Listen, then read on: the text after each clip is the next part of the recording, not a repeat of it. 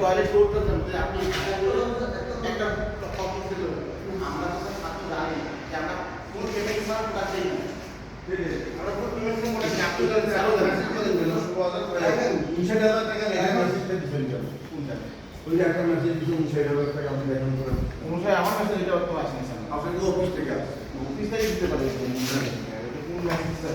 আমি অনেক কিনে দিছি না আমি এটা কি করতেছি